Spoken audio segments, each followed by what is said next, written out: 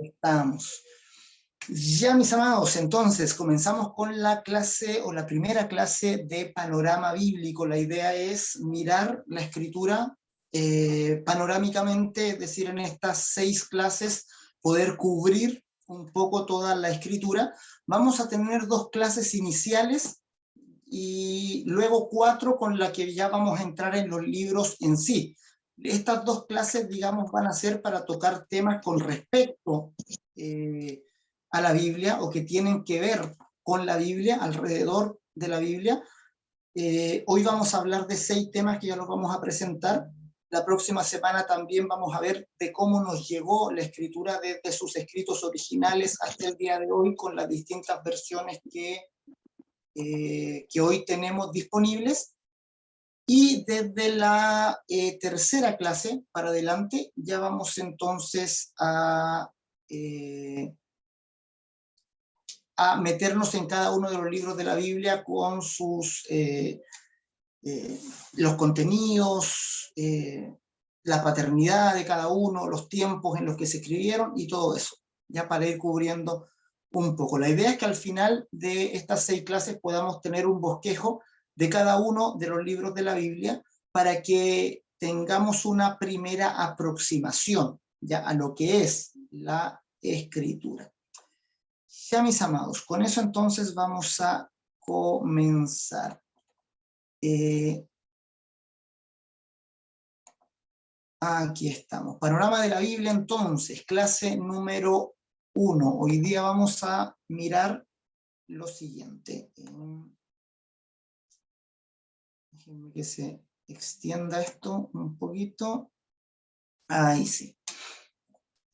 Panorama de la Biblia. Vamos a mirar hoy día entonces 6 puntos ya importantes que tenemos que observar en esta clase. Primero algunas definiciones, algunos términos con respecto a qué es lo que es Biblia, escritura, qué es lo que es pacto, ya que son las 3 definiciones que vamos a ver de entrada. Luego vamos a ver las distintas divisiones que hay de la Biblia. Ya la que tenemos nosotros hoy día no es la única que existe, ni tampoco históricamente ha sido la única que se ha utilizado. Número 3, vamos a ver la unidad cristológica de la Biblia, es decir, cómo la Biblia tiene una unidad fundamental o una historia que contar. Ahí dice un tema y un personaje principal. Luego vamos a mirar el tema de la revelación y la inspiración, las características de cada una de estas 2 palabras que son muy importantes para entender la Biblia. Ya, la Biblia es revelación y la Biblia también es inspirada, dice la misma escritura. Luego vamos a ver algo con respecto a la interpretación de la Biblia. Vamos a ver lo que hay que considerar para poder interpretarla correctamente. Todos nosotros somos intérpretes de la Biblia y vamos a mirar qué hay que considerar para interpretarla correctamente y cuáles son las principales escuelas de interpretación que existen. Y finalmente vamos a revisar algo con respecto al canon, ¿verdad? Que la pregunta ahí es ¿por qué estos y no otros? O sea, ¿por qué los libros de la Biblia son los libros de la Biblia y por qué no hay otros libros que sabemos que hay otros libros, que por qué no se añadieron y por qué todo eso que de repente causa un poco de confusión? Ya, mis amados, entonces, comenzamos con estas 3 definiciones.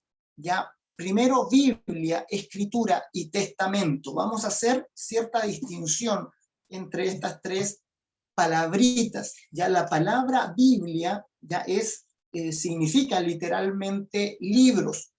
Cuando hablamos de Biblia, hablamos de, bueno, viene del griego, que cuando el griego es biblios, y cuando se latiniza la palabra biblios, queda entonces como la expresión que nosotros usamos como Biblia. Básicamente sugiere eso, ya una colección de libros o un libro ya tal cual como está. Cuando se habla de Biblia, se habla de un libro, ya, o un conjunto de libros, solamente eso, ya no va más allá lo que significa Biblia en sí. La palabra escritura, la palabra escritura ya es una palabra que la tenemos dentro de la Biblia. O sea, muchas veces en varios pasajes se nos dice las escrituras, las santas escrituras. Y cuando hablamos de cuando la Biblia misma menciona la palabra escritura, generalmente se refiere a los escritos del Antiguo Testamento. Cuando nosotros encontramos escritura en los escritos de la Biblia, generalmente vamos a encontrar que se refiere a los escritos del Antiguo Testamento. Los judíos ellos tenían una escritura que vamos a ver cómo la ordenaban más adelante, tenían ya un canon, por decirlo así, o libros sagrados, inspirados, que ellos consideraban autoritativos, que venían de parte de Dios. Los samaritanos compartían algunos de esos libros, ya no todos, ya generalmente los samaritanos no consideraban a los profetas ni a los escritos, solamente se quedaban con la parte de la ley o los 5 libros de Moisés, que se conoce como la Torá. Pero cuando la Biblia habla de escrituras, ya como son escritos desde un punto de vista judío, generalmente van a referirse a escritos del Antiguo Testamento. Hay un texto en el Nuevo Testamento donde se incluyen las cartas de Pablo también como escrituras, ¿ya? Y es precisamente Pedro quien hace esta, podríamos decir, inclusión, que habla de Segunda de Pedro 3:16, ¿ya? Segunda de Pedro 3:16, que no la puse aquí en el PPT, pero la vamos a mirar de todas maneras, que está hablando de los escritos de Pablo. Ya Pedro habla acerca de lo que Pablo escribe y incluye los escritos de Pablo dentro de las escrituras. Segunda de Pedro 3, verso 16. Lo voy a compartir aquí para que miremos ese texto directamente de aquí.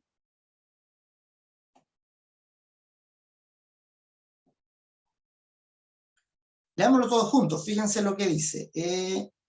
Parece que está muy pequeñito ahí. Voy a dejarlo un poco más grande. Ahí sí. Ahí se ve bien. Ya leamos del 15, ya para tener algo de contexto.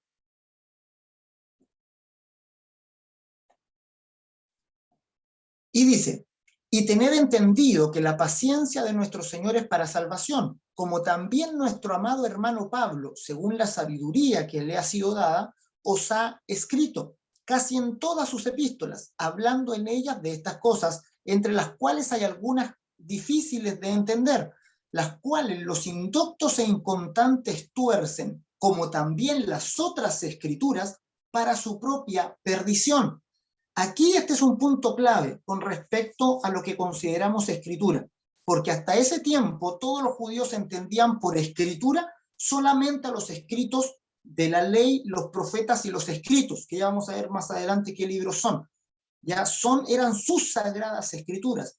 Y aquí el apóstol Pedro está diciendo que las cartas que Pablo ha enviado a las iglesias, y él dice, entre las cuales hay cosas bastante difíciles de entender, también dice, los inconstantes las tuercen, al igual que las otras escrituras, ¿ya? Poniendo las cartas de Pablo al nivel de las escrituras, ¿ya? Y esto es muy importante porque se ve esta apertura de la primera iglesia de los propios apóstoles a considerar ciertos escritos que salían de entre ellos mismos como inspirados por Dios al nivel de las propias escrituras, al nivel de sus escrituras, de las que ellos tenían y amaban. Entonces, segunda de Pedro 3:16 es importantísimo con respecto a este tema. Ya se ve que la iglesia empieza a considerar escritos de los apóstoles tan autoritativos como las propias escrituras que ellos ya poseían. Ya, el último término que vamos a definir es el término testamento, que es un sinónimo de pacto, ¿ya? Y aquí las escrituras, por lo general nosotros las dividimos en Antiguo y Nuevo Testamento. Testamento es un pacto, o sea, testamento nosotros entendemos que es cuando alguien muere, son, digamos, su voluntad para repartir los bienes que tenía mientras estaba en vida. testamento de esta manera es un pacto que otorga algo a alguien, y de esa manera se entiende la palabra pacto o testamento en la Escritura. En la Escritura se entiende que Dios establece un pacto con Israel por medio de Moisés, y también se anuncia un nuevo pacto. Y dice, he aquí, haré un nuevo pacto con la casa de Judá y con la casa de Israel, no como el pacto que hice con sus padres. Entonces, básicamente hay dos pactos en la Escritura. Ya hay dos testamentos en la Escritura. ¿Por qué es necesario aclarar esto? Porque hay formas o maneras de interpretar la Biblia donde a veces se afirman que hay varios pactos. Ya, sin embargo, esto es medio confuso. ¿Ya? Hay una corriente que se llama dispensacionalismo. ¿Ya? Si están tomando nota, podrían anotarlo por ahí al margen. ¿Verdad? La interpretación dispensacionalista es digamos, es una manera, una forma de mirar la Escritura bien moderna, nace en el siglo XX, que establece que Dios, o sea, la forma de acercarse es que Dios estableció o hizo hartos pactos. Ya generalmente se hablan de 7 pactos distintos. Entonces se dice Dios hizo un pacto primero con Adán, luego con Noé, luego con Moisés, luego, y así establecen los 7 pactos y van ordenando todo esto. Y de esta manera se acercan y ordenan un poco la Biblia. Tiene cosas positivas, ya el dispensacionalismo no, digamos, en un primer momento, no, cuando recién digamos, se muestra a la luz pública, no tiene tanto éxito. Sin embargo, hay una Biblia, no sé si ustedes la conocen, la Biblia Scofield, Biblia de Estudio Scofield, no sé si la han escuchado. Ya, es bien famosa, ya como la Biblia Thompson o la Scofield en sí fue la que impulsó el dispensacionalismo, la que le dio fuerza al dispensacionalismo, y el dispensacionalismo generalmente habla de muchos pactos. ¿Ya? Eso es lo que más me molesta personalmente del dispensacionalismo, que muestre varios pactos, porque la Biblia claramente muestra 2. ¿Ya? Y el apóstol Pablo insiste en 2 pactos. Y él habla del pacto de la ley en contraste del pacto de la gracia, el pacto de la ley en contraste del pacto del evangelio. Y para el apóstol Pablo esos son los 2 y no hay más. Ya meter otro montón de pactos sería enredar todo el asunto, y sería no tener claridad muchas veces de lo que Pablo argumenta, ¿ya? Principalmente en Gálatas y en Romanos. ¿Ya? Entonces la Biblia establece 2 testamentos. ¿Ya? Por eso hay que clarificarlo, por eso hay que un poco afirmar esto, ¿ya? Porque a veces se van a encontrar con que cristianos hablan de otros pactos, ya hablan del pacto abrahámico, del pacto de Noé, del pacto y hablan de esa manera. ¿Ya? Sin embargo, la Biblia nunca, si bien habla de un pacto con Abraham, ¿ya? Pero dentro de toda el panorama bíblico, digamos, son pactos particulares que Dios ha hecho con ciertas personas, no, digamos, no trascienden a toda la historia de la salvación. Cuando hablamos de todo el arco narrativo de la salvación en toda la Biblia, hay que distinguir 2 pactos. ¿Ya? Ese pacto que hace Dios con Abraham es más bien un anuncio del nuevo pacto, ¿ya? Porque Abraham es justificado por la fe, y ese es un argumento que saca Pablo en Romanos capítulo 4, diciéndonos que Dios le anuncia a Abraham anticipadamente el nuevo pacto, ¿ya?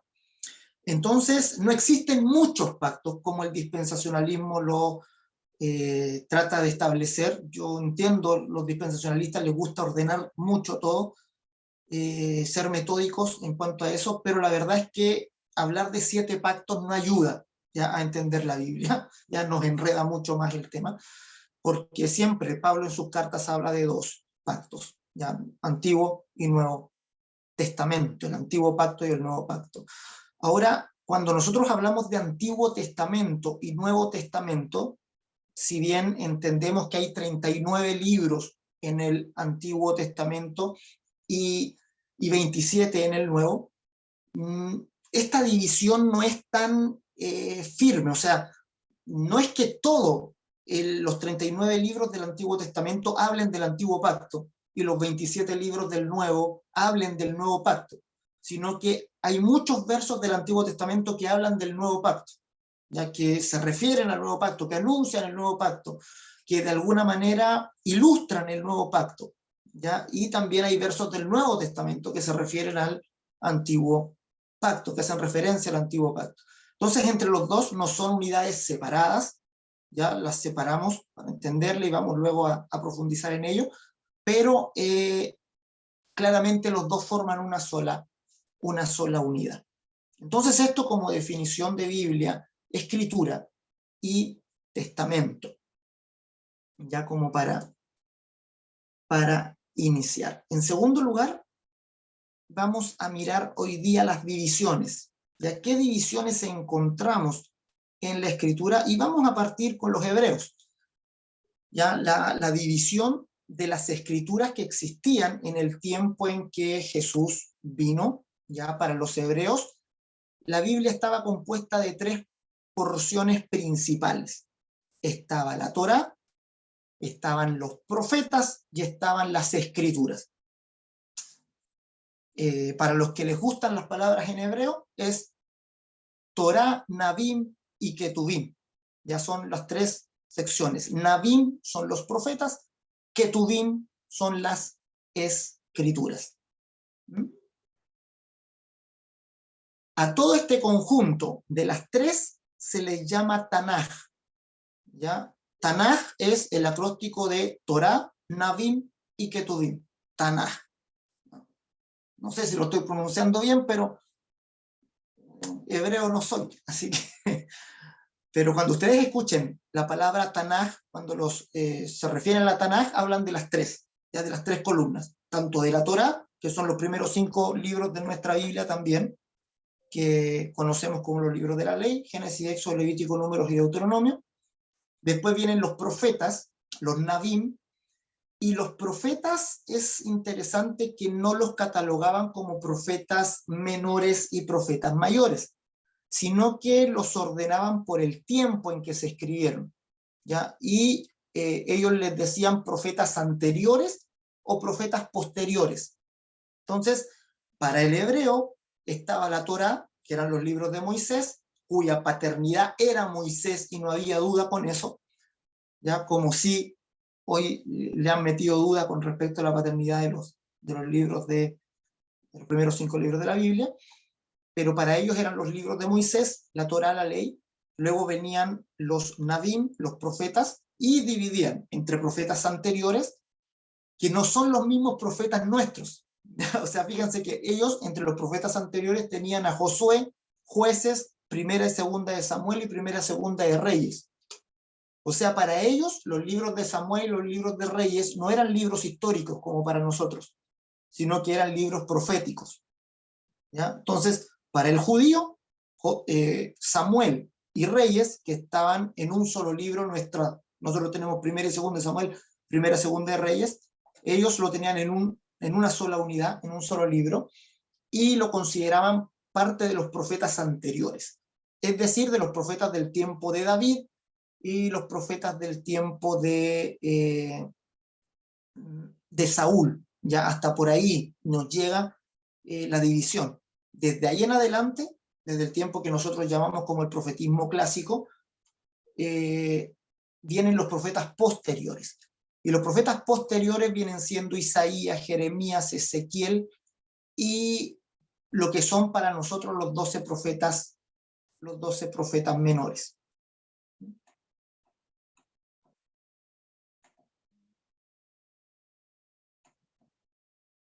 Esta presentación se las voy a enviar, ya las voy a dejar ahí en el Classroom, se lo voy a enviar al correo también, ya para que no estén escribiendo todo eso, ya se van a volver locos ahí escribiendo, ya así que es solo para que apunten ya lo principal, pero esto lo van a tener ustedes para volver a repasarlo. Y las escrituras, los Ketubim, también había una división interna entre la Fabi lo escribió todo, dice el año. Sí, no, te creo.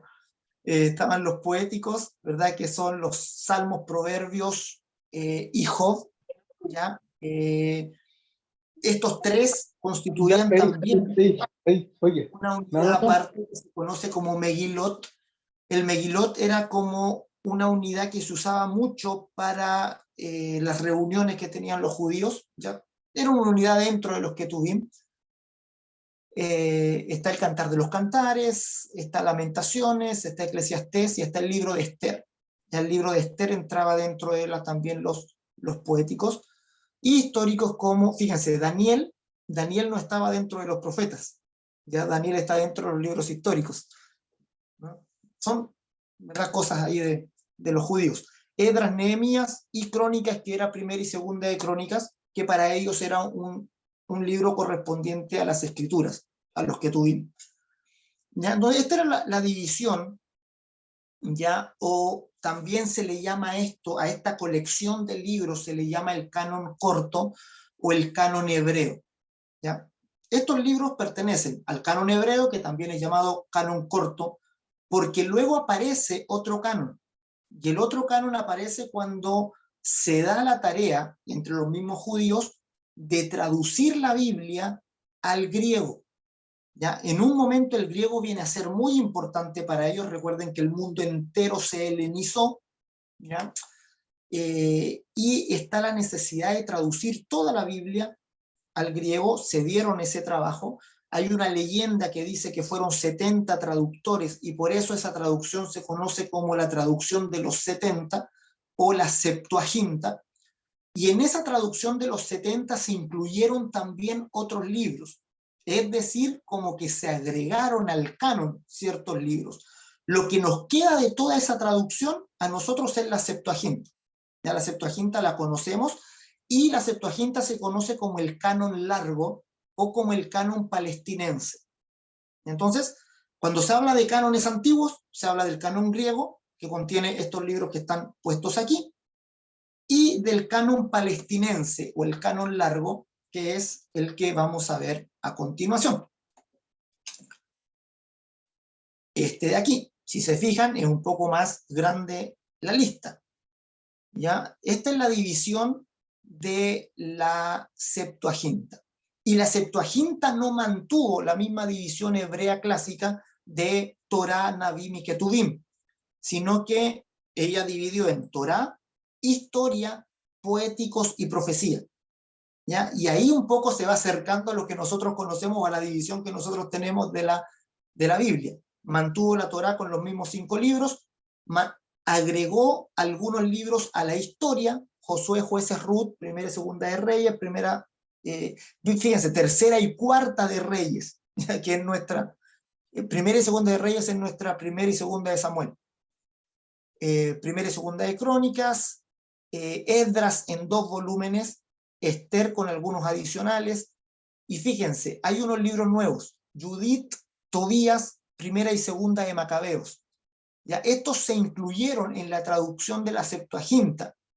¿Ya? Sin embargo, todos estos libros nuevos que añadieron los colocaron en una sección aparte.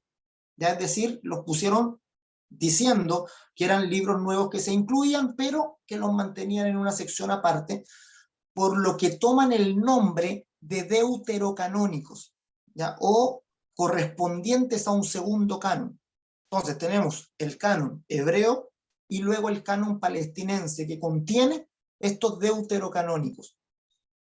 Fíjense, en los libros sapienciales, los libros de sabiduría, también se agregan algunos, como Sabiduría de Salomón, Eclesiástico, Oración de Manasés, ¿ya? Y los Salmos de Salomón. ¿Ya? Son libros que se incluyeron en este nuevo canon, ¿ya? En el canon palestinense, o llamado canon largo, porque obviamente tiene más libros que el canon hebreo. En los libros proféticos están los profetas que nosotros conocemos, con la adición de Baruch, la epístola de Jeremías, historia de Susana, dice ahí, Bel y el dragón, que es un adicional a Daniel. Ya son, Bel y el dragón son el mismo libro de Daniel, pero algunos capítulos, ya como que se le agregaron al libro. Y Cántico de los 3 santos niños, que también es una adición o algunos capítulos añadidos a Daniel. Esto es la Septuaginta.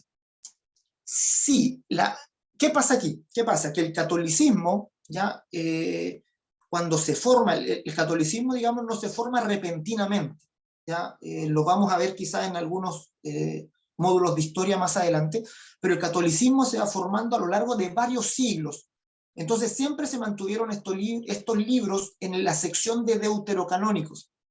¿Ya? ¿Por qué? Porque la Septuaginta era la traducción que tenían los discípulos de Jesús. Es decir, muchas veces los discípulos de Jesús citan directamente la Septuaginta cuando escriben. ¿Ya? No digamos los originales hebreos, sino que citan la Septuaginta. Pero la Iglesia siempre los mantuvo en una sección de deuterocanónicos. Es en la Reforma donde se hace una distinción importante, porque los reformadores negaron estos libros completamente. Entonces, tanto Lutero como Calvino, como Zwinglio, como Melanchthon, o como todos los que estuvieron involucrados en la Reforma, ellos dijeron, estos libros hay que sacarlos completamente, ya no sirven. Y entonces, cuando vino la Reforma, ustedes saben que la Iglesia Católica reacciona con una contrarreforma. Y la contrarreforma, obviamente, quería negar todo lo que los reformadores decían. Entonces, por otro lado, afirmaron más los deuterocanónicos y dijeron, sí son inspirados. Entonces, de ahí en adelante está como esta división entre católicos y protestantes, donde los católicos consideran inspirados o parte, por lo menos, de la revelación a estos libros que incluyó la Septuaginta, y todo el mundo protestante dice, no, estos libros no deberían ir junto con los otros libros de la Biblia dentro del canon. ¿Ya? Entonces, por ejemplo, hoy todas las traducciones protestantes no consideran los deuterocanónicos, pero las traducciones católicas los ponen en una sección aparte. Ya, si ustedes compran una Biblia Dios habla hoy, por ejemplo, va a venir, después del Antiguo Testamento, una sección de deuterocanónicos donde aparecen todos estos libros. ¿Ya? ¿Se recomienda leer por curiosidad? Claro que sí, aunque se nota la diferencia de calidad ahí con respecto a los nuevos. Y hay cosas extrañas, se nombran ángeles nuevos, por ejemplo, Rafael sale de uno de estos, y hay cosas también ahí como medias extrañas en los deuterocanónicos. Como historia sirve, por ejemplo, primera y segunda de Macabeos, para entender lo que ocurrió en esos 400 años de silencio, desde Malaquías hasta el libro de Mateo, hay 400 años, y los libros de Macabeos más o menos cubren un poco de esa historia, que ocurrió ahí antes de la llegada del Nuevo Testamento. Con la Septuaginta un poco se le empieza a dar forma a la forma que tenemos actualmente de tener la Biblia. Ya digamos, el consenso actual, ya en las Biblias nuestras, sigue más o menos el patrón de la Septuaginta, ¿verdad? Con una sección del Antiguo Testamento, también como Torá, profetas menores y mayores. Fíjense que nosotros distinguimos profetas mayores y menores solo por la extensión del libro. ¿Ya? Los que son más largos, nosotros le llamamos profetas mayores, y los que son más cortos le llamamos profetas menores. Entonces, tenemos la Torá, libros históricos, tenemos profetas mayores y menores. Y en el Nuevo Testamento tenemos evangelios, historia, que es un solo libro, epístolas, que son las 14 de Pablo más las universales, y el libro de profecía, que es el Apocalipsis. Ese es el Nuevo Testamento, lo que se añadió al Antiguo. Entonces, nuestras Biblias actuales toman el Antiguo Testamento principalmente con el orden de la Septuaginta, y esta adición de libros del Nuevo Testamento que obviamente los judíos no consideran. ¿Ya? Un judío hoy día no va a considerar ninguno de estos libros del Nuevo Testamento como inspirados. ¿Ya? Nosotros consideramos esto como el canon. ¿Ya? Es maravilloso que por lo menos en el Nuevo Testamento no hay dos canon. No tenemos un canon corto y un canon largo, ¿ya? Sino que acá todos estamos de acuerdo con esta canonicidad, digamos, aunque los últimos libros, por ejemplo, desde Segunda de Pedro en adelante, costó bastante incluirlos al canon. ¿Ya? Eso hay que decirlo. De Segunda de Pedro hasta Apocalipsis fueron libros que lucharon bastante por entrar al canon, hubo bastante oposición, pero finalmente se incluyeron y quedaron en el canon. Ya vamos a ver al final, en el último punto, cómo también se incluyen estos libros. Ya no es que unos pocos tomen una decisión o que sea algo arbitrario, sino que es básicamente el impacto de la escritura en la comunidad de fe, y en la propia comunidad de fe la que reconoce la canonicidad de uno u otro libro. Ya, importante, incluso más que todas las divisiones que vimos anteriormente, es que la Biblia tiene una unidad cristológica, es decir, que cuenta una historia y que tiene un personaje principal. La historia que cuenta se ha llamado muchas veces historia de la salvación. ¿Ya? Es la historia de la salvación, es decir, es la historia de cómo la raza humana cae y cómo la raza humana es recuperada por medio de Cristo. Esta historia de la salvación es el tema principal de toda la Escritura. El tema de cómo el ser humano se pierde, cómo la ley enfatiza el pecado, ¿verdad? Cómo Cristo viene para anunciar salvación y cómo esta salvación se logra finalmente. Para, digamos, para mirar la Biblia con esta unidad cristológica primaria, entonces es que se propone esta división primaria. Ya, esta vendría siendo una división primaria, una división antes que la anterior, antes que dividamos en libros históricos, profetas mayores, menores, hay que hacer esta división, porque esta división nos permite mirar a Cristo en toda la Biblia completamente. ¿Ya? Entonces, yo recomiendo siempre aprenderse esta división primero. Ya, esta división sea lo fundamental para nosotros, lo más básico. Si tenemos que enseñarle a alguien ya en cuántas partes se compone la Biblia, ustedes solamente saquen 4 dedos, ¿ya? Que lo que se hace bastante simple, incluso de recordar. ¿Ya? ¿Verdad? Pentateuco, profecía, ya vemos que para nosotros los libros históricos, para los hebreos eran profecía. Entonces, también los libros históricos para nosotros también contienen un anuncio acerca de lo que iba a venir, ya crónicas y todo eso. Entonces, Pentateuco, profecía, evangelios y testimonios de Jesús. ¿Ya? Y aquí, en el tercer lugar, pongo evangelios sinópticos, porque los evangelios sinópticos forman un cuerpo. Los 3 evangelios sinópticos forman una unidad, porque son como 3 miradas de Jesús muy similares entre sí. De hecho, se llaman sinópticos porque se pueden poner en paralelo, ¿ya? Y se puede hacer una sinopsis, ya, de los 3 juntos. Sin embargo, Juan no encaja dentro de los otros. Ya, Juan no encaja ni en temporalidad, ya, ni en el orden de los sucesos, ni tampoco en el tipo de sucesos. Juan tiene muchas cosas únicas de Juan. ¿Ya?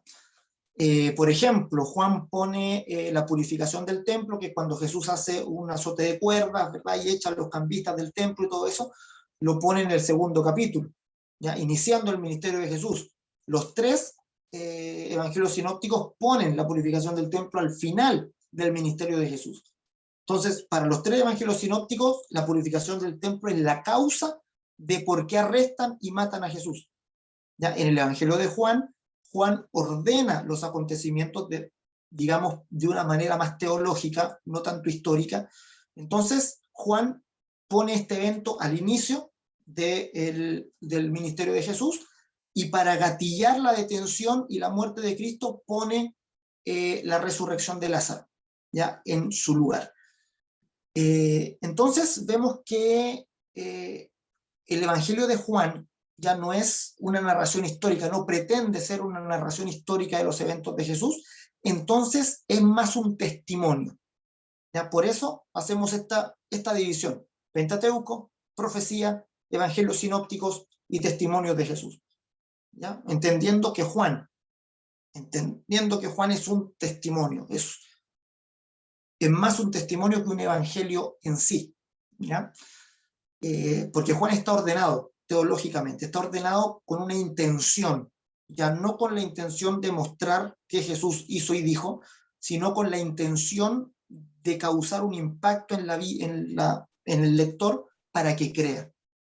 ¿Ya? Entonces, primera parte del Evangelio de Juan se conoce como el libro de los signos. Hay un milagro y un sermón, un milagro y un sermón, un milagro y un sermón, así hasta el capítulo 12, y luego en adelante le llaman el libro de la gloria, donde se muestra la gloria de Cristo en su entrega, muerte, resurrección. Eso, ¿ya? Así que estas 4 partes fundamentales nos ayudan a mirar a Cristo en toda la Escritura. ¿Cómo lo hacen? Primero, el Pentateuco nos muestra la necesidad de Cristo, las profecías anuncian a Cristo, los libros sinópticos nos muestran que Cristo se ha cumplido y los testimonios de Jesús es la colección, digámoslo así, de esa manera, de muchos testimonios sobre quién es Jesús. ¿Ya? De esa manera, esta división solo en 4 unidades fundamentales ya nos va a ayudar a mantener una unidad en la Biblia, una unidad cristocéntrica. Entonces ustedes tienen un amigo que nunca ha tenido un acercamiento al cristianismo y les dice, oye, ¿qué va eso de la Biblia? ¿Qué incluye la Biblia? ¿Qué tiene la Biblia? ¿Qué dice la Biblia? Entonces pueden hacer una introducción muy rápida aprendiendo esto, diciendo, mira, la Biblia hay 4 partes principales. Está la ley, las profecías, los evangelios sinópticos y los testimonios. La primera parte nos muestra la necesidad de Cristo porque nos muestran la caída del ser humano y nos muestran que el ser humano es un ser pecador. Las profecías nos anuncian que viene un Salvador, aquel que viene, aquel que está por venir. Los evangelios sinópticos son la noticia de que el Salvador efectivamente vino, de que estuvo entre nosotros, de que hizo su obra y su obra fue digamos, victoriosa, se concreta la salvación que se había anunciado en los profetas, y finalmente toda una serie de testimonios de personas que dicen que vino, que se encontraron con él, que estuvieron con él, y que explican también esta salvación. Las cartas de Pablo son explicaciones acerca de lo que ocurrió con Cristo en su venida. Ya son, digamos, eso, ¿verdad? Explicaciones, testimonios. De esa manera podemos mantener la unidad maravillosamente en la Escritura. Revelación e inspiración. Ya, estas son 2 palabras importantes que hay que definir. ¿Ya? Recordemos, estamos haciendo como una introducción a todo esto de la Escritura. Y cuando hablamos de revelación, por lo general, se habla de 2 tipos de revelación. Revelación general y revelación especial. La revelación general la podemos entender desde el verso de Romanos 1, 19 y 20. No sé si alguien puede leer ese versículo. No sé si se alcanza a leer bien por ahí. ¿Verdad, mi hermana Cata? Si puede abrir su micrófono ahí y leerlo. Ya. Revelación general. Porque lo que Dios se conoce le es manifiesto, pues Dios se lo manifestó. Porque las cosas invisibles de Él, su eterno poder y deidad, se hacen claramente visibles desde la creación del mundo, siendo entendidas por medio de las cosas hechas, de modo que no tienen excusa. Ya. Esto es parte, ojo, es parte de un argumento del apóstol Pablo para decir que Dios de alguna manera se revela a todos, ¿ya? Y se revela mediante la propia naturaleza. Ya Pablo usa esto como un argumento para hablar del pecado universal. ¿Ya? Es un tipo de argumento que Pablo hace para decir que todos están bajo el juicio de Dios y que todos finalmente son culpables, tanto los que no conocen el judaísmo, digamos, como los que sí conocen la Escritura. ¿Ya? Para eso lo usa Pablo, para decir que aquellos que ignoran las Escrituras son igualmente culpables. ¿Por qué?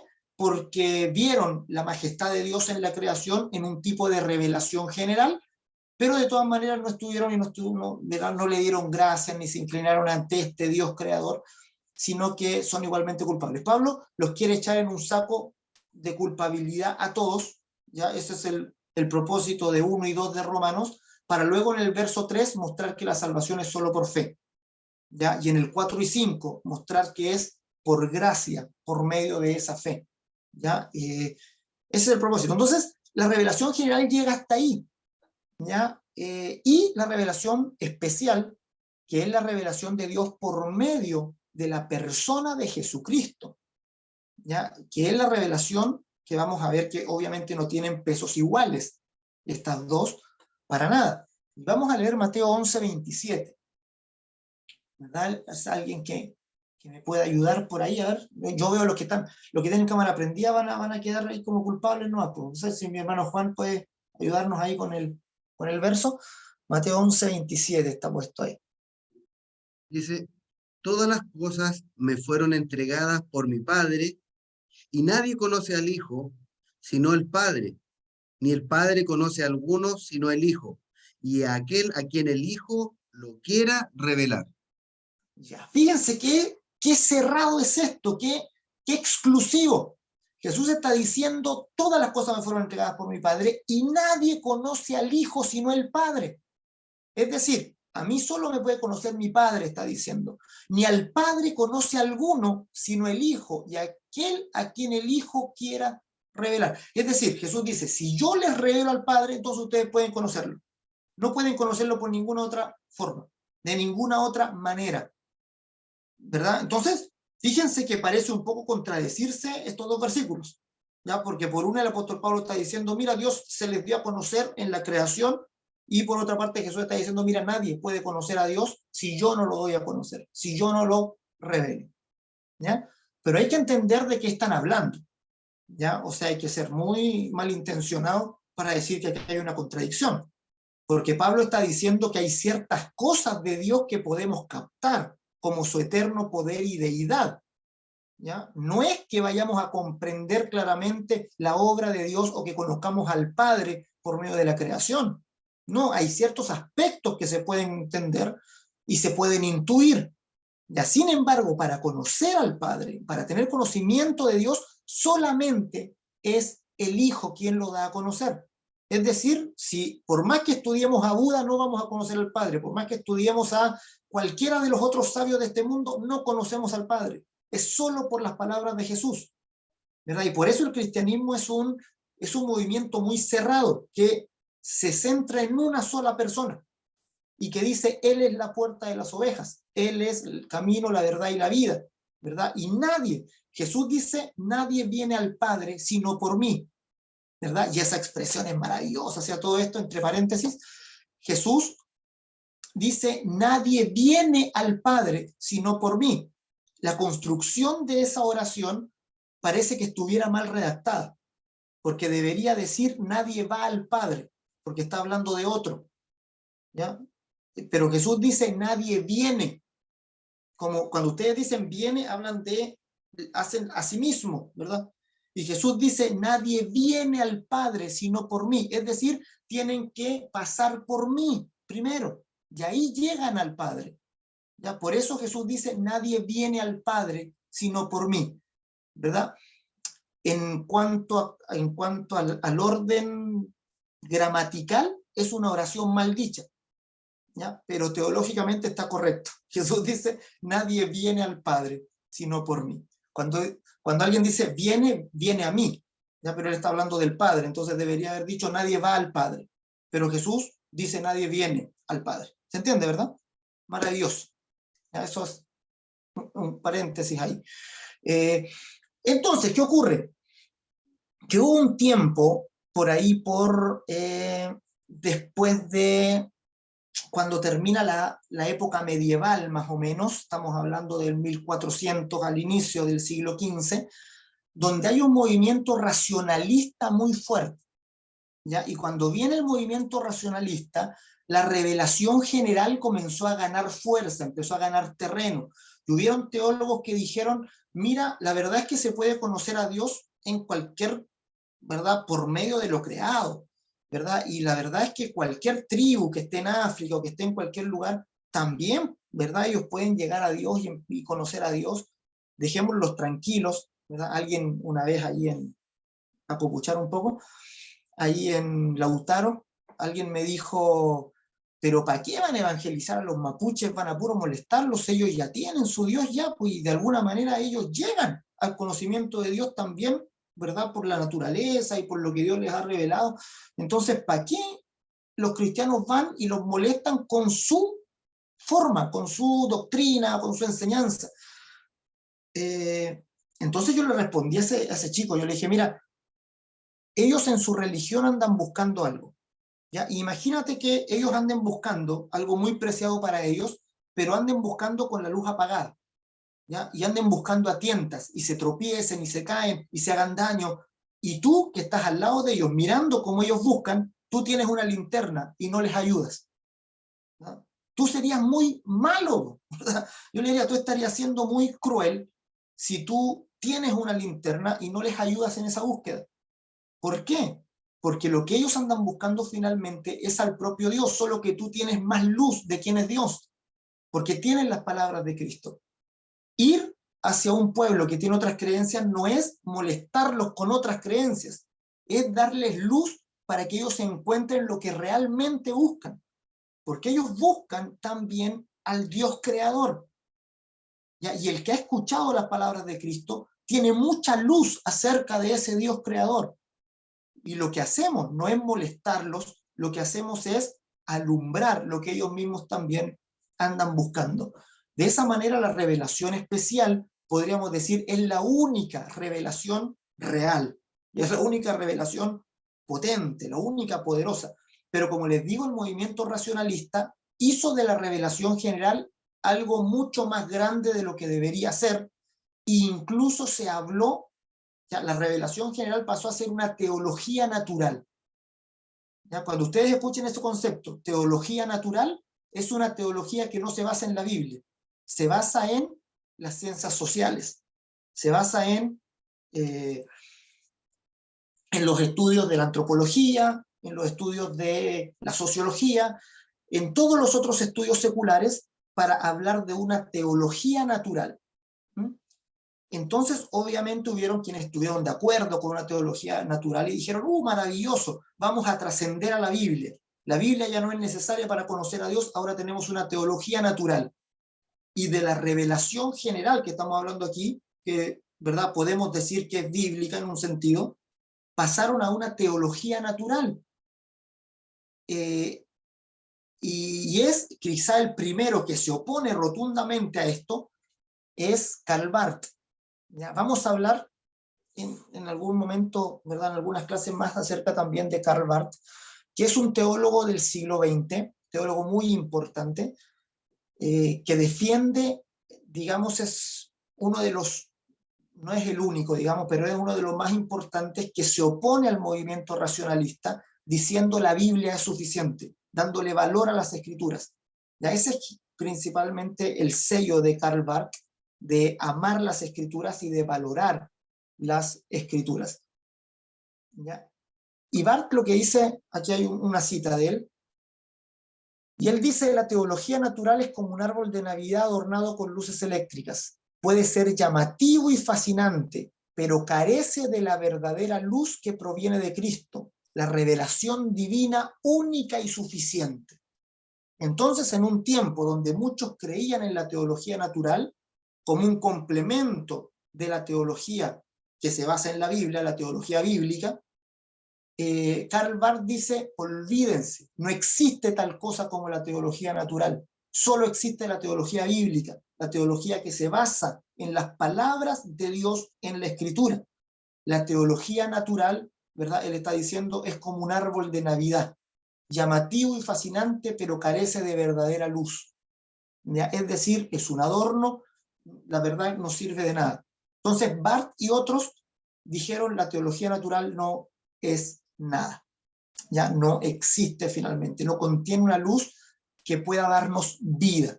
Sabemos que la luz del sol nos hace vivir, ya, pero la luz de una lámpara no nos va a dar vida. Eso con respecto a la revelación. Entonces, cuando hablamos de revelación, hablamos de las palabras de Cristo, principalmente las palabras de Jesús. A través de lo creado, algo podemos intuir, captar, podemos, ¿verdad?, dar gracias al Señor, vemos una puesta de sol y decimos, Señor, qué gloriosa es tu creación. Eso es, a eso ya le llamamos revelación, revelación general, ¿ya? Pero llega hasta ahí, hasta revelación general. ¿Ya? Cuando se hace de eso una teología natural, ya es extremar la posición. Inspiración. La misma Biblia defiende la inspiración. ¿Ya? Y inspiración, vamos a ver lo que significa aquí, ya rapidito. Puede confundir la palabra, porque para ustedes inspirar, ¿qué es lo que es? Hagan el movimiento de inspirar. Inspirar es como hacia adentro, ¿verdad? Pero la palabra inspiración significa lo contrario, significa hacia afuera, significa soplar. Entonces, cuando hablamos de algo inspirado, es algo que Dios ha soplado, que ha sacado de sí mismo hacia afuera. Ya hay dos textos ya para hablar de la inspiración de Dios en la Escritura. Ya, leámoslo ambos. Segunda de Timoteo 3:16 es el primero. Todos juntos. Dice, toda la Escritura es inspirada por Dios y útil para enseñar, para redarguir, para corregir, para instruir en justicia. Ya, ahí la palabra que está en negrita como inspirada es la palabra theoneustos. Y theoneustos significa soplado por Dios. Ya, viene de theo, que es Dios, y de neustos. Y neustos es soplar. Entonces, theoneustos es un soplo de Dios.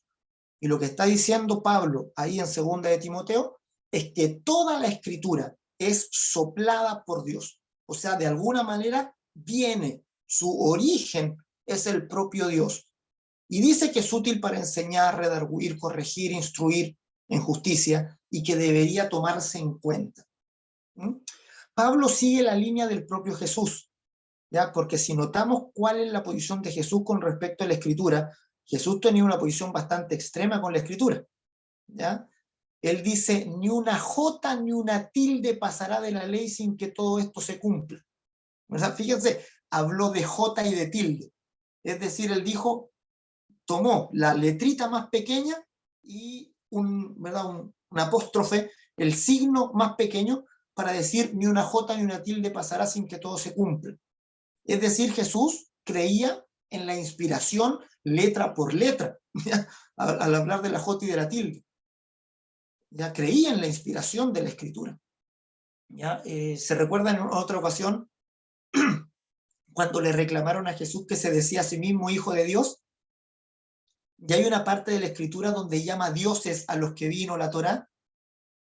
Entonces Jesús, ¿verdad?, les dice, si la Escritura llamó dioses a aquellos a quienes vino la palabra, y luego dice, y la Escritura no puede ser quebrantada, ¿cómo ustedes me reclaman que yo me digo hijo de Dios soy? Y ahí quedaron, ¿verdad?, en otra, ¿verdad? Porque en efecto hay una parte en la Escritura donde se le llama dioses a los que reciben la palabra. Y Jesús les dice, y la Escritura no puede ser quebrantada. Entonces Jesús creía en la inspiración de la Escritura, es decir, que la Escritura viene de Dios. Primero, es inspirada, theoneustos, soplada por Dios. El segundo verso, segunda de Pedro 1:21, también se traduce la palabra como inspirar, pero es otra palabra griega. Es la palabra fero. Y dice lo siguiente, porque nunca la profecía fue traída por voluntad humana, sino que los santos hombres de Dios hablaron siendo inspirados por el Espíritu Santo. Y fero significa literalmente cargar con algo, ¿ya? Traer algo. Es como cuando ustedes se ponen una mochila y andan, ¿verdad?, con algo encima. Eso significa fero, cargar algo.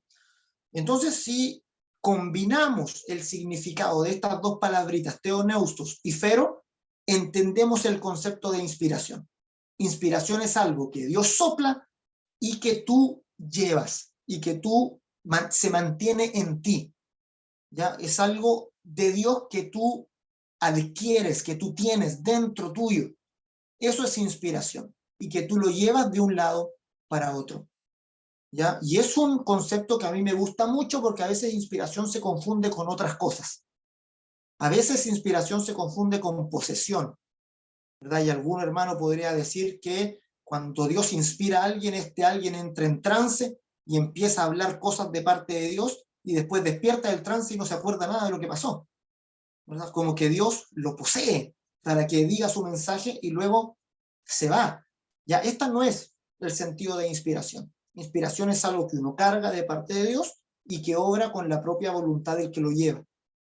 ¿Ya? Es decir, para que ustedes evangelicen, Dios no los va a poseer para que evangelicen.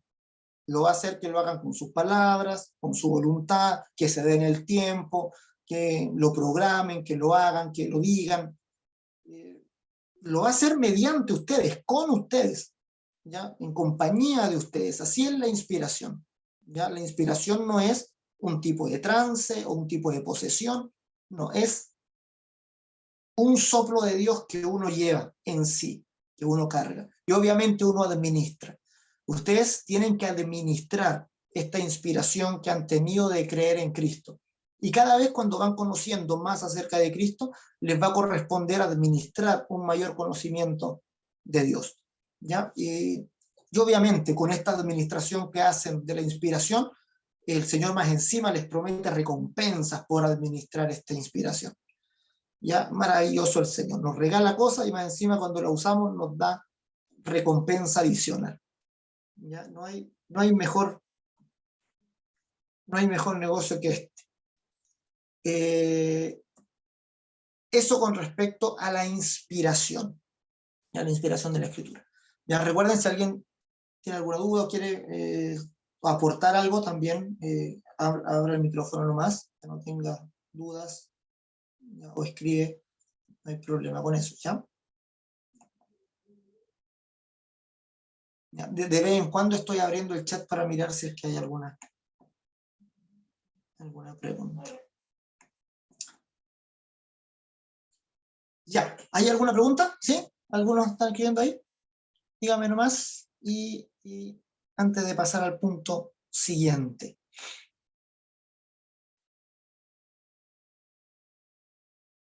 ¿O pueden abrir el micrófono también, es más rápido?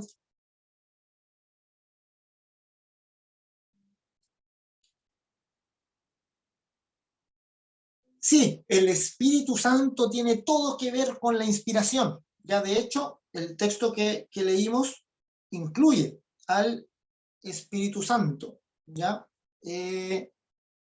Dice, hablaron siendo inspirados por el Espíritu Santo. ¿Ya? Y de hecho había una PPT que nombré algunas cositas ahí nomás, pero me la había saltado. Que es más o menos lo que les había dicho. Inspiración no es igual a oráculo, es decir, no significa como que Dios le dicte las palabras, palabra por palabra al que está escribiendo, ¿ya? Sino que es un sentir que pone en él para que él lo transmita. Inspiración no implica inerrancia absoluta. Ya fíjense, esto es importante de definir, ¿ya? Porque yo sé que nosotros sabemos, ya, de ahí voy a responderlo a Jessica, que también es importantísimo. Nosotros generalmente creemos en la inerrancia de la escritura, es decir, que la escritura no tiene errores, ¿ya? Sin embargo, esta inerrancia hay que entenderla bien, ¿ya? Porque inerrancia, los que defienden la inerrancia absoluta siempre se pueden a pelear por tonteras, se pueden a pelear por cosas muy secundarias, ¿verdad? De que, por ejemplo, el libro de Reyes habla que uno tenía 80 años cuando murió y el otro dice que tenía 82. Uno dice que nació en un tiempo, el otro, diferencias de números, diferencias de cosas, diferencias de uno, de otro, que había por ejemplo, en los evangelios, uno nos dice que había un ciego, el otro que había dos ciegos. En el endemoniado gadareno uno dice que había dos endemoniados, otro que había un endemoniado. Y nos ponemos a tratar de ver cosas como esas. Ya la inerrancia no significa eso. Ya la inerrancia no significa que es precisa en todos los puntos absolutamente. ¿Ya? La escribieron personas, la escribieron hombres de acuerdo a sus recuerdos. Entonces pueden haber diferencias en cuanto a los recuerdos. ¿Ya? Imagínense ustedes, los evangelios se escribieron cerca de, los primeros son en el año 70, en el año 50, ¿verdad? 3, 4, 5, 20 años después de que los sucesos ocurrieron. Traten ustedes de acordarse de algo de 20 años atrás. Entonces, imagínense que ustedes están con un amigo y se acuerdan de algo que ocurrió 20 años atrás, lógicamente van a haber diferencias, pero no significa que se estén contradiciendo, o no significa que sea falso el testimonio, ¿verdad? Uno lo va a acordar con un énfasis y el otro lo va a recordar con otro énfasis. Ya quizá van a diferir las palabras, quizá van a diferir algunos datos, ¿verdad? Inerrancia no significa que todos los datos concuerden absolutamente, ¿ya? Inerrancia significa que en cuestiones de fe, que en cuestiones de revelación de Dios, la Biblia es perfecta, ¿ya? Que la Biblia contiene todo cuanto necesitamos saber, todo el camino trazado para alcanzar y llegar a Dios con plena libertad, diáfanamente. O sea, la Biblia es perfecta en cuanto a su función de revelar a Dios, ¿ya? De mostrarnos quién es el hombre, etc. En eso hablamos de inerrancia, ¿ya? Pero no significa una inerrancia al punto de todos los datos, de todas las cosas y de todas las... Ahí nos enredamos y nos metemos en un problema que no tenemos que meter, ya, porque hay diferencias, en los mismos evangelios hay diferencias, en lo, ¿verdad? Etcétera.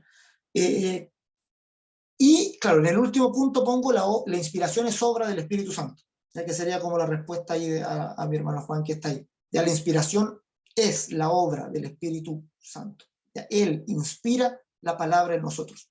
Ya si no fuera por el Espíritu Santo no podríamos tener inspiración.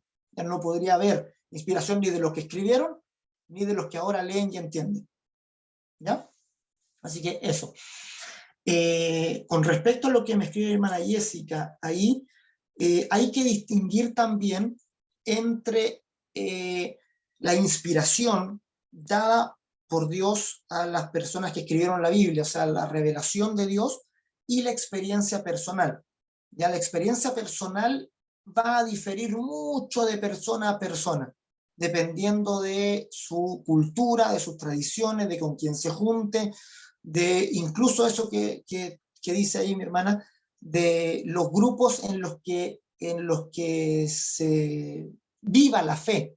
Ya si ustedes van a una congregación donde hay toda esta manifestación y personas danzan o personas hacen, finalmente ustedes van a adquirir la misma forma, ¿ya? Y para ustedes va a ser muy espiritual hacerlo, ¿ya? Y ustedes van a otro grupo donde las personas no hacen eso, ¿verdad? Y para ustedes van a expresar su espiritualidad de otra manera, ¿ya? Son finalmente espiritualidades diferentes, formas diferentes de entender y vivir la fe, que no son ahora, no son solo actuales, ya son de tiempo antiguo.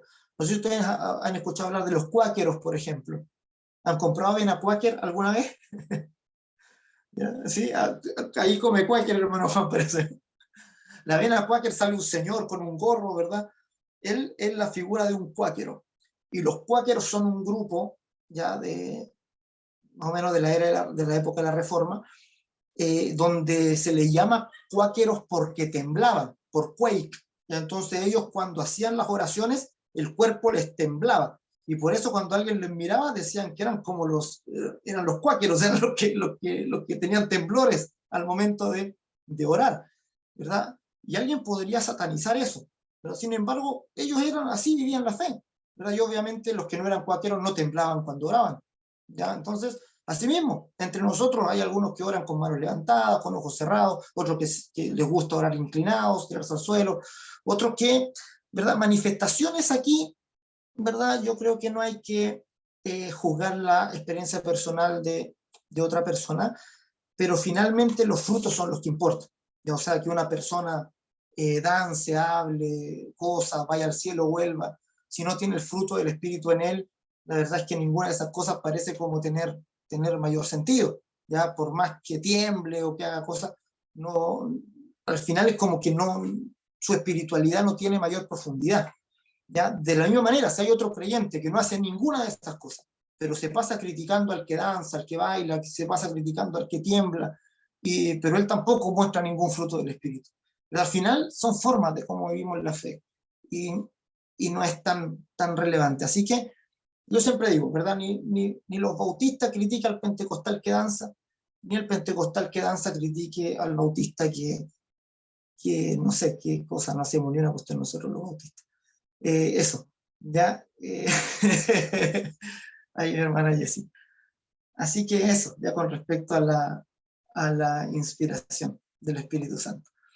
Interpretación es muy importante porque todos somos intérpretes. ¿Ya? Aquí este punto es relevante porque a algunos les gusta apostatar de la teología.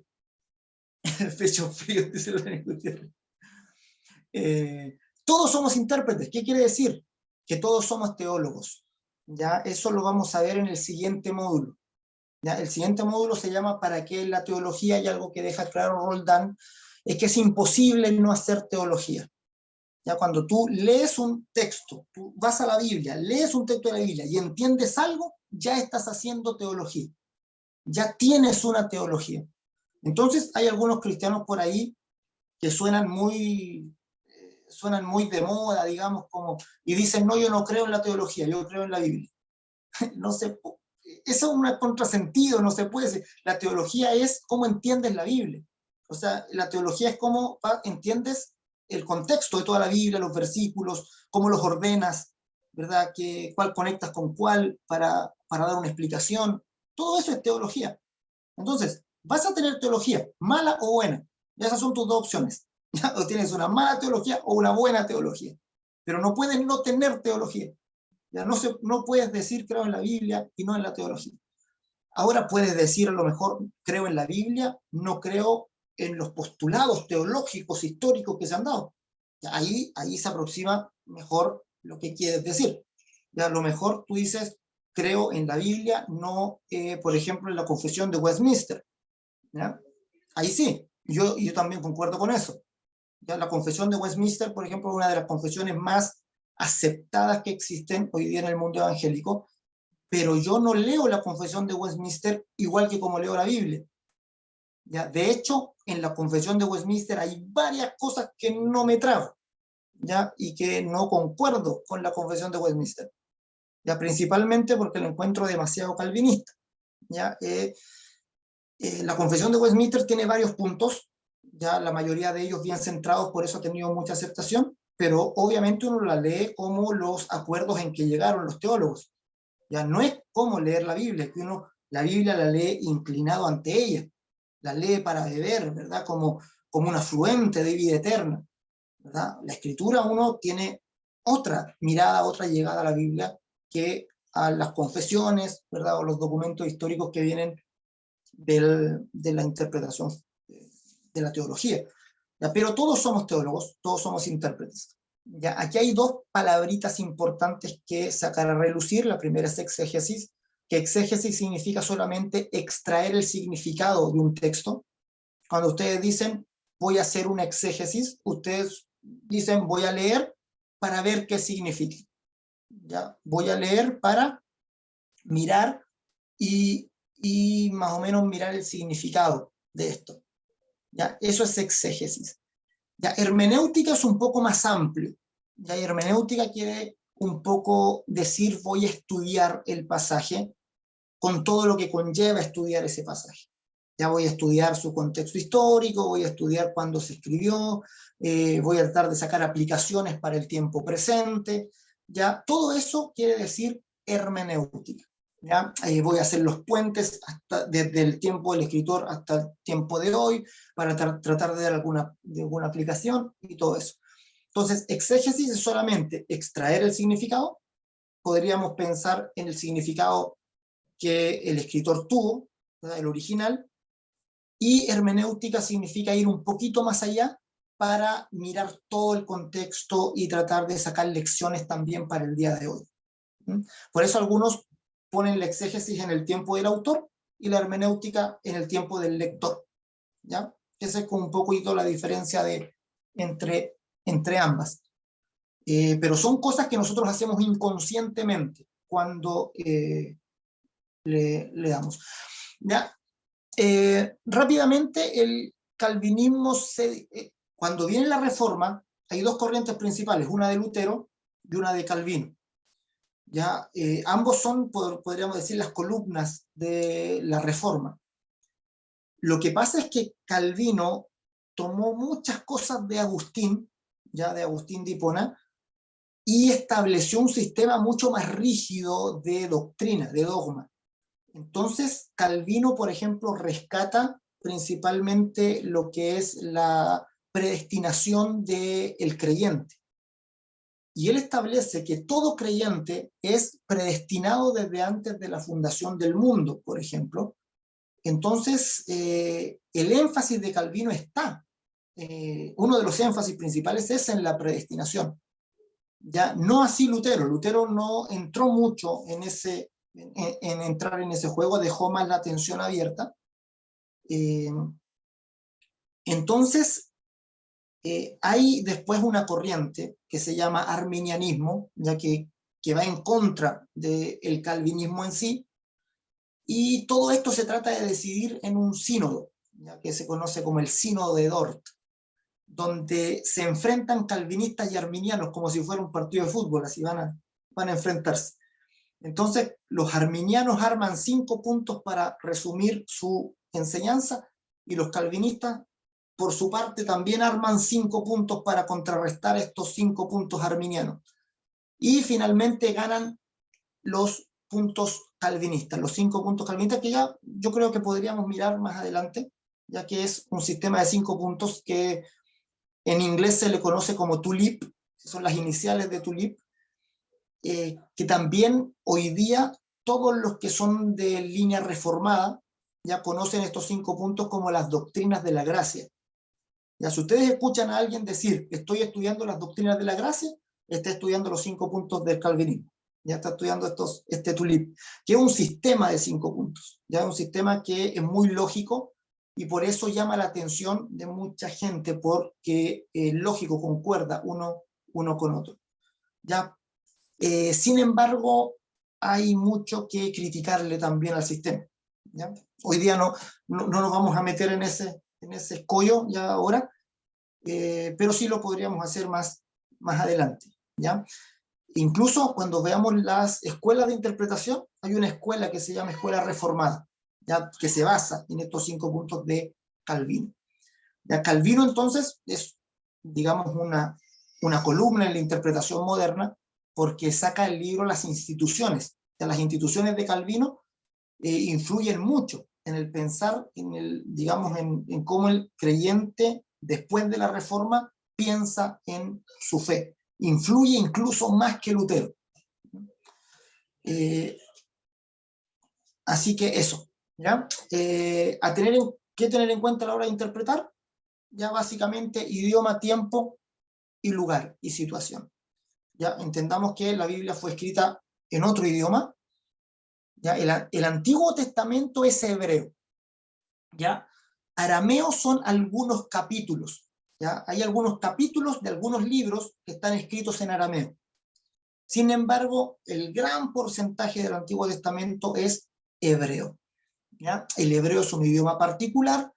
El hebreo es un idioma, se le llama el idioma del corazón, ¿ya? Porque es un idioma como creado para hacer poesía.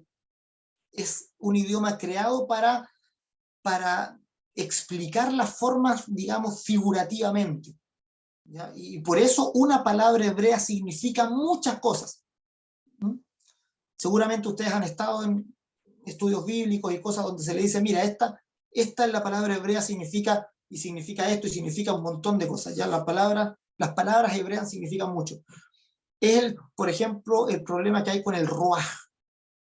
¿Han escuchado ustedes la palabra hebrea ruaj? Y suena así, suena ruaj, porque es como...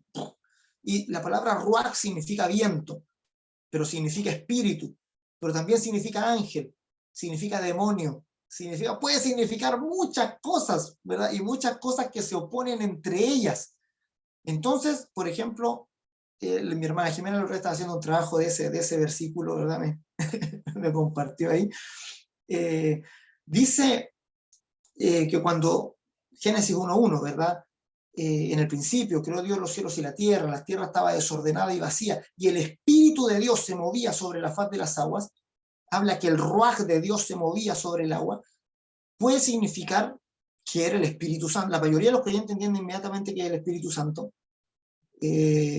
pero también puede ser que signifique que los ángeles de Dios se movían sobre la faz de las aguas, o incluso decir ruaj en el sentido de que el poder de Dios se movía sobre las aguas, ya no Dios mismo, ¿verdad? Ni la persona del Espíritu Santo, sino que el efecto creador, podríamos llamarlo, ¿verdad? Da para mucho, siempre el hebreo da para mucha amplitud de interpretación.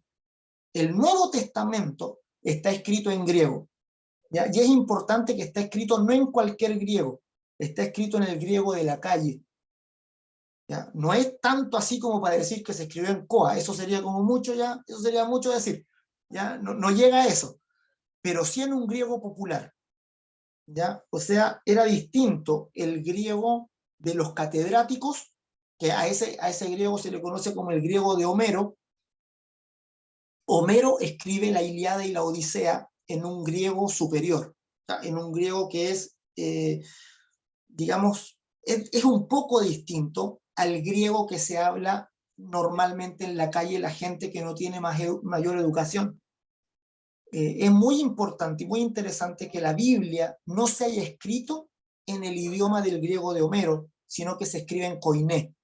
Es decir, se escribe pensando que lo va a leer la persona de la calle, ya que lo van a leer personas sin educación, y que esas personas ahora van a tener acceso a la revelación de Dios de primera fuente, ¿ya? No van a requerir más traducciones. Por eso es muy importante que el Nuevo Testamento se escriba en koiné, porque se está abriendo a todo rango social. Es decir, el Evangelio no es exclusivo de los catedráticos, no es exclusivo de los que tienen acceso a educación, no es exclusivo de una élite.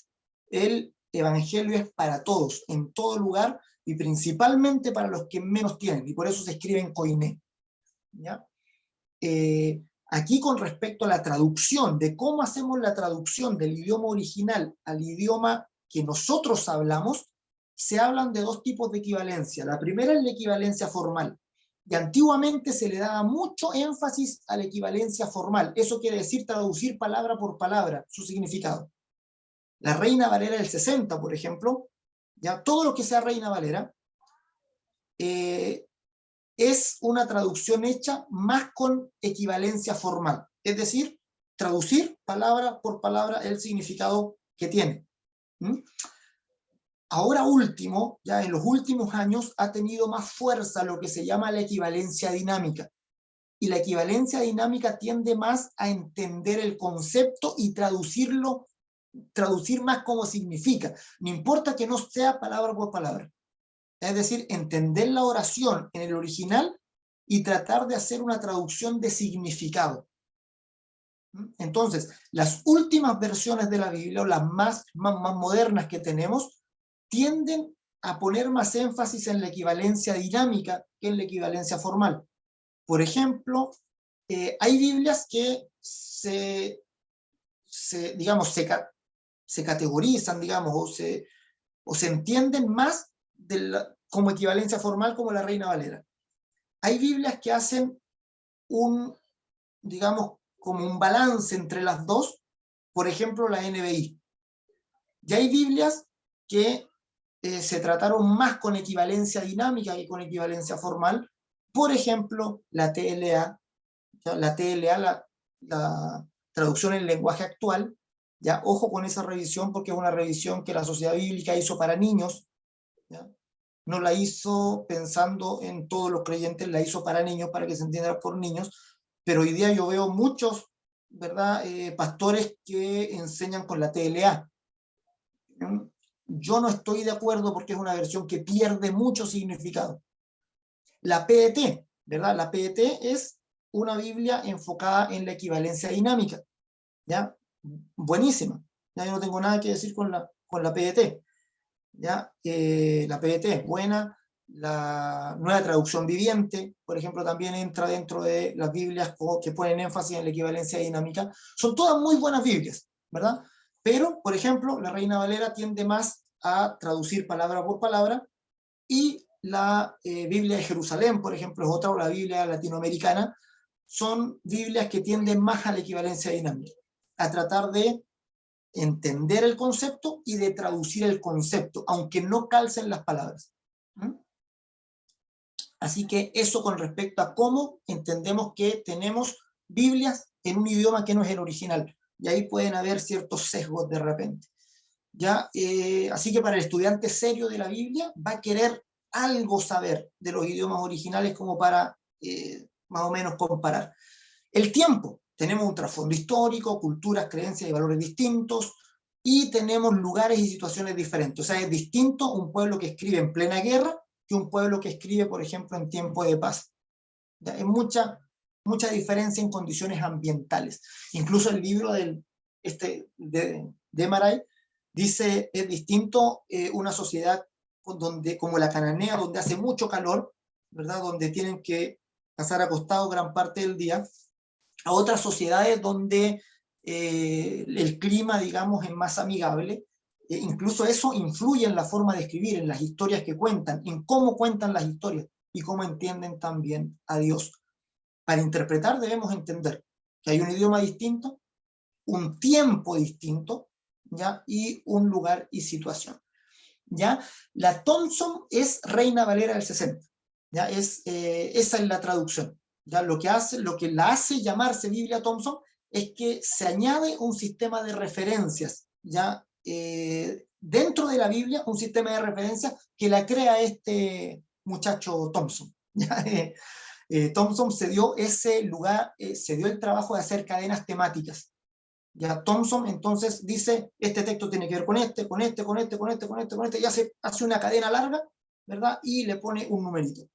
Entonces, es una Biblia, es una Reina Valera del 60, que está enlazada temáticamente con el sistema de referencias de Thompson. ¿Ya? Pero es Reina Valera del 60 finalmente.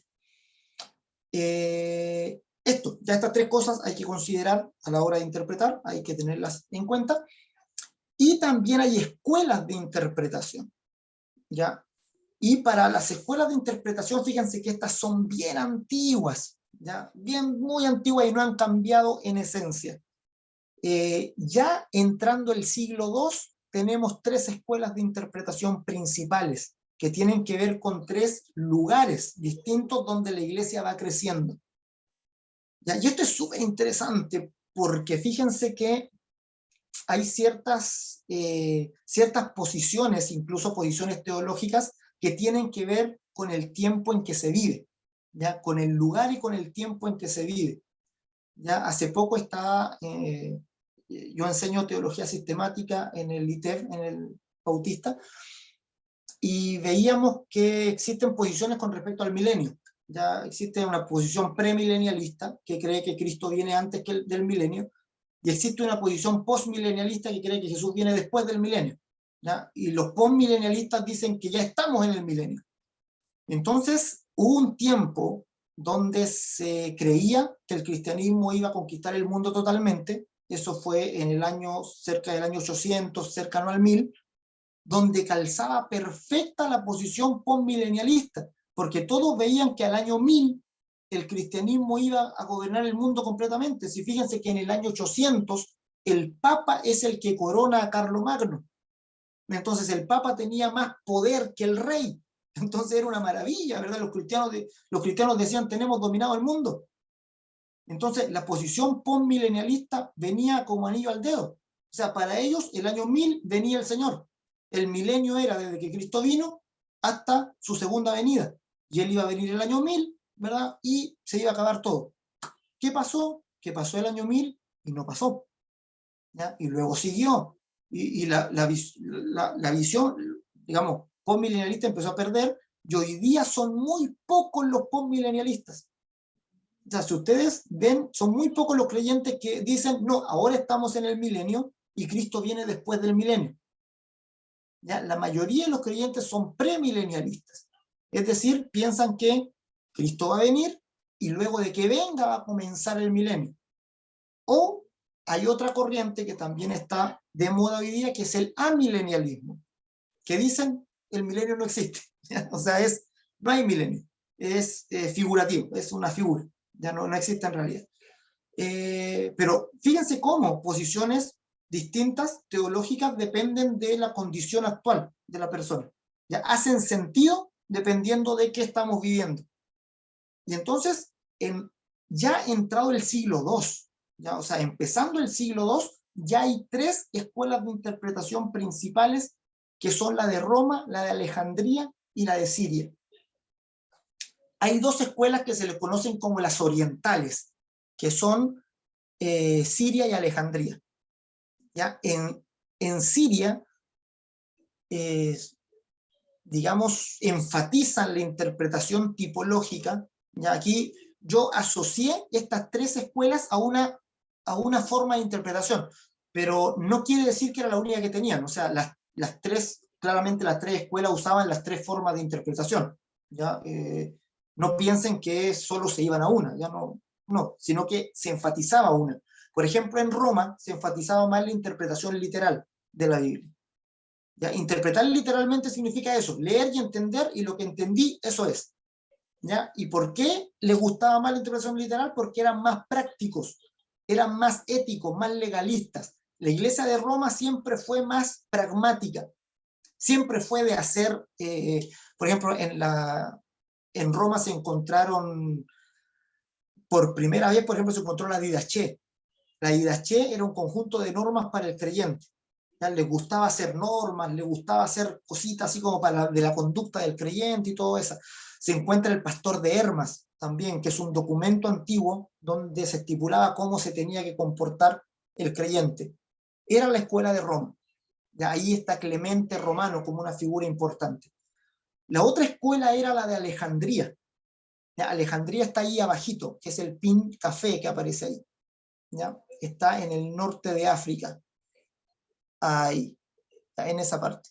Ahí está Alejandría. Y Alejandría tenía una interpretación mucho más alegórica de la Biblia. Y es conocida la escuela de Alejandría por la interpretación alegórica. Alegorizaban todo. Ya allí se hizo famosa una escuela que es la escuela de Clemente, que luego pasa a Orígenes. Entonces, Clemente y Orígenes de Alejandría fueron muy famosos por esta interpretación alegórica. Orígenes decía que había 3 sentidos en la escritura.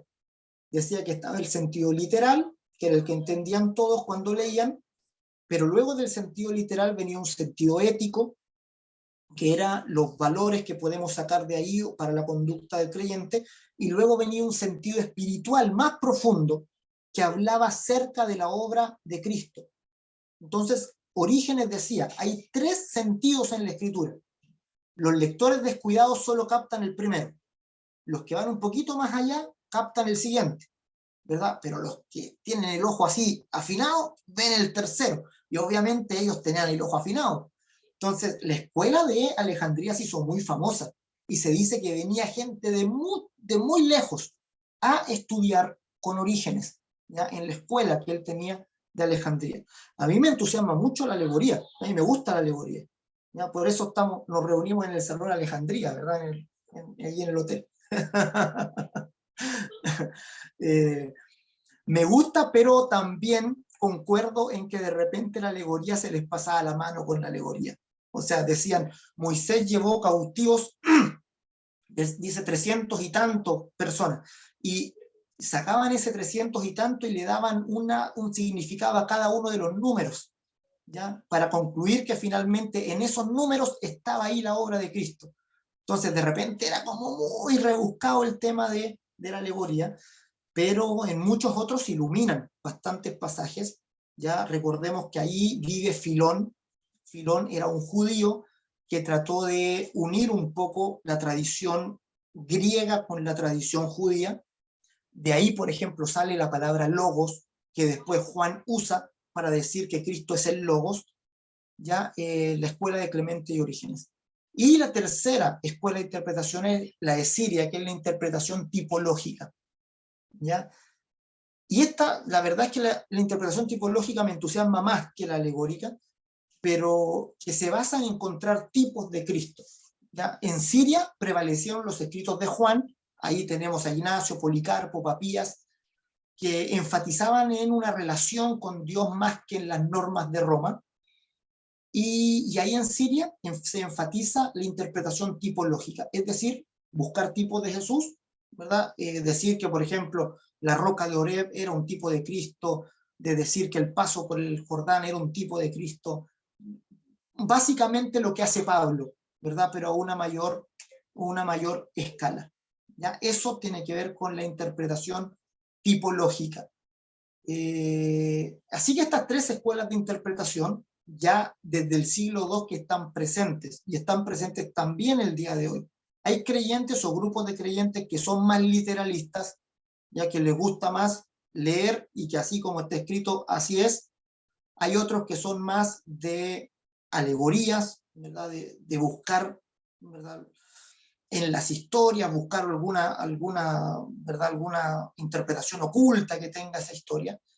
Y hay otros más de tipología, ¿ya? Es decir, de buscar dónde Cristo se anuncia en tal lugar. Son tres escuelas de interpretación que prevalecen hasta el día de hoy. ¿Ya? Así que eso. Sobre el canon ya hablamos un poquito. ¿Ya? El canon significa regla. Significa regla y aparecen dos pasajes del Nuevo Testamento que aparecen ahí. ¿Ya? Lo que está en negrita es la traducción de la palabra griega canon, que significa regla o norma. Pero cuando se usa en la Biblia, ya cuando lo usamos a nivel bíblico, decimos que son los libros que tienen esta cualidad o carácter. Leamos junto esta definición rapidito. Dice, es la cualidad o el carácter de las escrituras por el cual son nuestra regla de fe y vida como palabra infalible de Dios. Me gusta la posición que toma Demaray en el libro que nos sirve como libro de base, porque él dice el canon no es un conjunto de libros que hayan sido escogidos por alguien, sino que el canon es un carácter propio de la escritura. O sea, que un libro sea canónico lo da el hecho de su inspiración. Y es canónico. Lo que hace la Iglesia es descubrir que el libro es canónico. Es decir, la canonicidad del libro es por el hecho de que el Espíritu Santo lo inspiró.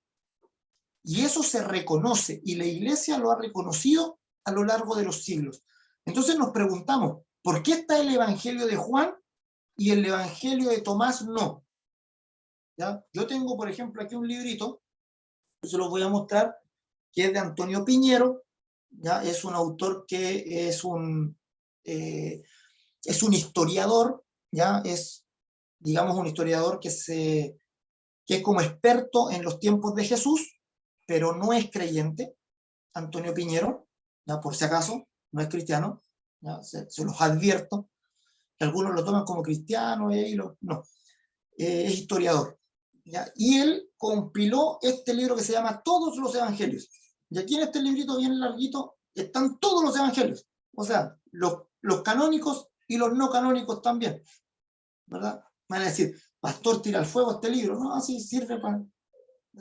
Pero están todos los evangelios. ¿Verdad? O sea, los que son canónicos y los que no. Y hay un montón de evangelios no canónicos. Se llaman apócrifos. ¿Ya? Los libros que no son canónicos toman el nombre de apócrifos.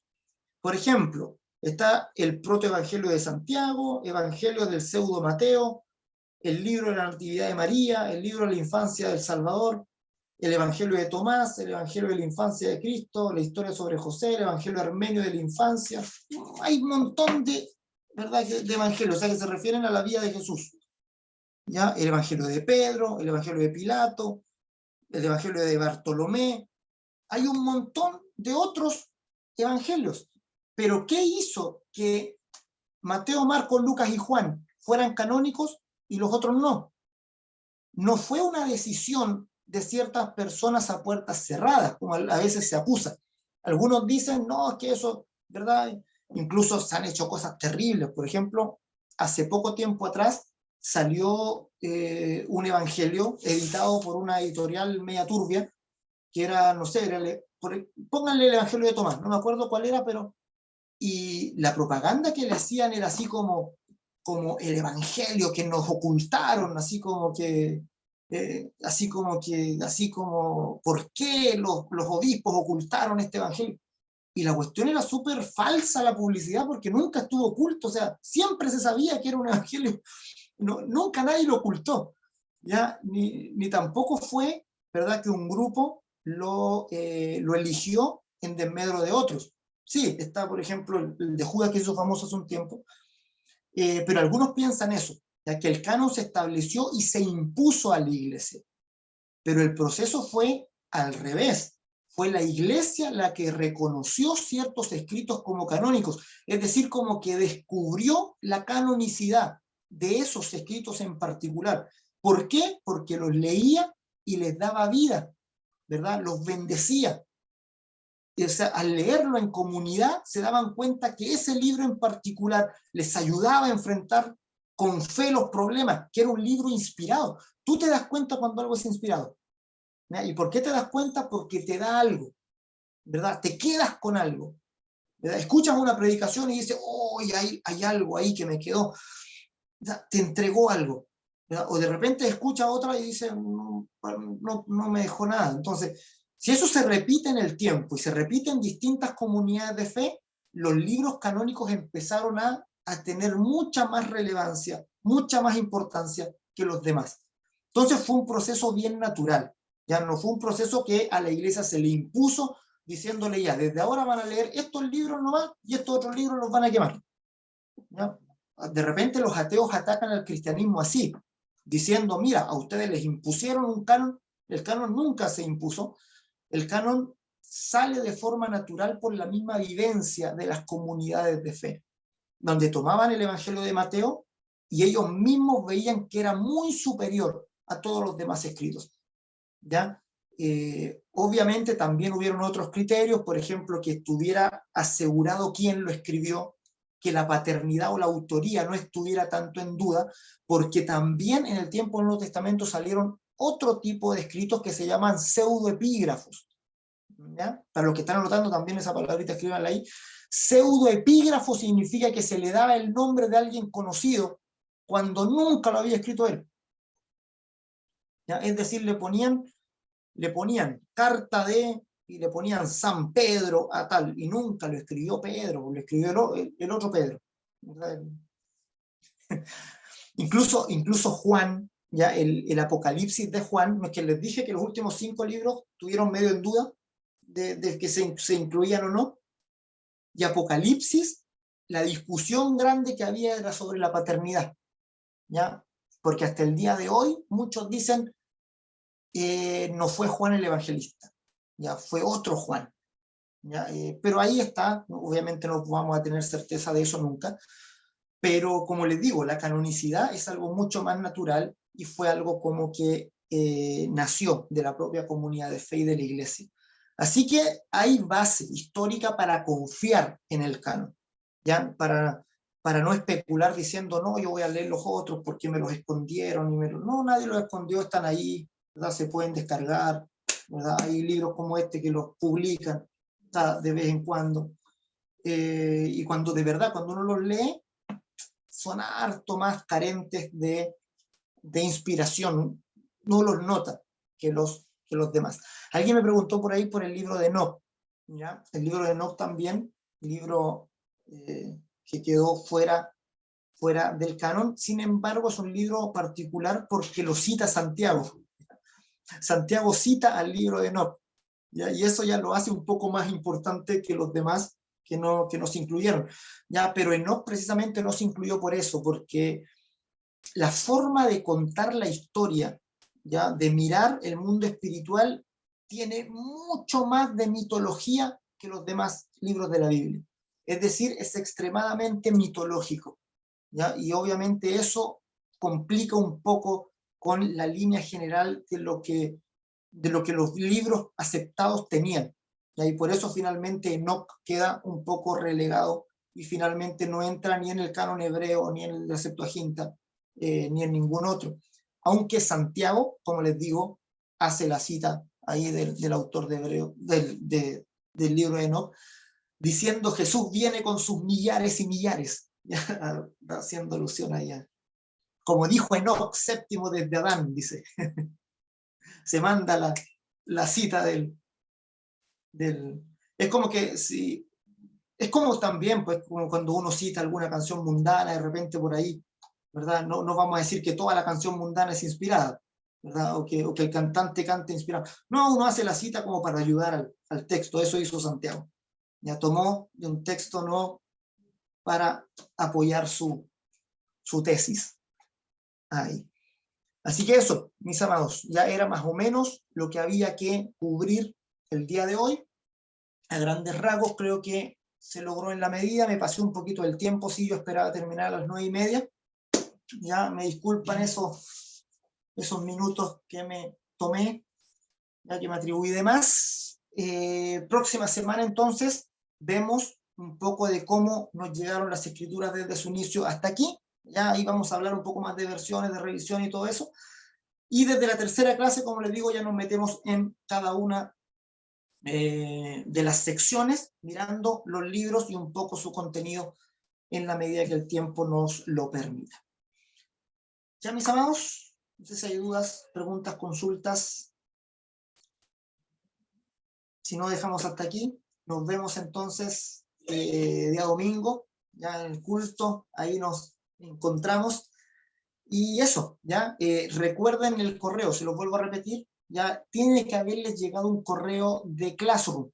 Ya ese correo de Classroom ustedes tienen que ponerle aceptar para que entren al curso, y en el celular tienen que descargar la aplicación de Classroom, ya, para que, ¿verdad? Tienen que meterse ahí con su correo para que tengan el curso en el teléfono. Ya, y de esa manera pueden entrar y pueden inmediatamente ver las clases y todo eso. Ya, mis amados, eso. El Señor les bendiga, les guarde. Un agrado nuevamente estar con ustedes. Eso. Chao, chao a todos. Chao, mis amados.